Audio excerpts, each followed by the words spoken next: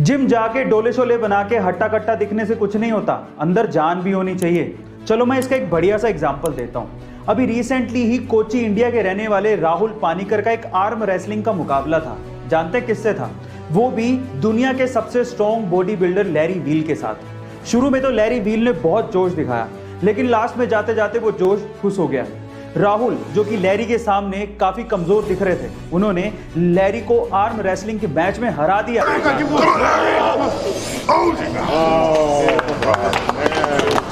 Guys, क्या आपने ये मैच एंजॉय किया था? और अगर नहीं किया है तो जरूर देखिएगा, और ऐसे अमेजिंग वीडियोस के लिए शेयर, सब्सक्राइब एंड लाइक। मिलता है अगली वीडियो में।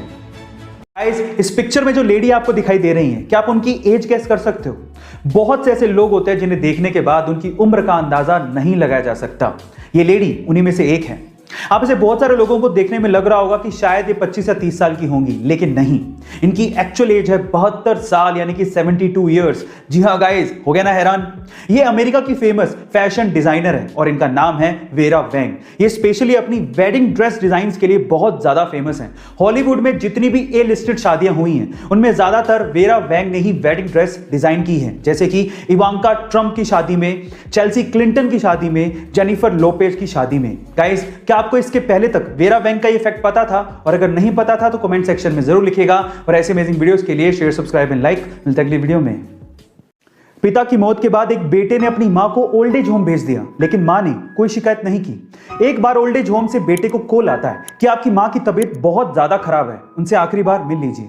जब बेटा मां से मिलने पहुंचा तो उसने कहा कि बता मां, तेरी आखिरी इच्छा क्या है? तो मां ने कहा कि बेटा, इस ओल्ड एज होम में पंखे लगवा दे क्योंकि गर्मी बहुत पड़ती है, एक फ्रिज भी लगवा दे क्योंकि बहुत बार मुझे बिना खाना खाए सोना पड़ा था। तो बेटे ने मां से कहा कि तूने पूरी उम्र शिकायतें नहीं करी, लेकिन मरते हुए तू ऐसी शिकायतें क्यों कर रही है मां? तो मां ने क्या कहा पता है? मां ने कहा कि बेटा, मैंने तो गर्मी, भूख और दर्द बर्दाश्त कर लिया, लेकिन मुझे डर है कि जिस वक्त तेरे बच्चे तुझे यहां पर छोड़ के जाएंगे तो तू ये सब बर्दाश्त नहीं कर पाएगा। मां होती है, मरते दम तक वो अपने बच्चों के बारे में ही सोच रही होती है। तो क्या हमें हमारे माँ बाप के बारे में नहीं सोचना चाहिए? कमेंट सेक्शन में जरूर लिखिएगा, और ऐसे अमेजिंग वीडियोस के लिए शेयर, सब्सक्राइब एंड लाइक। मिलते हैं अगली वीडियो में।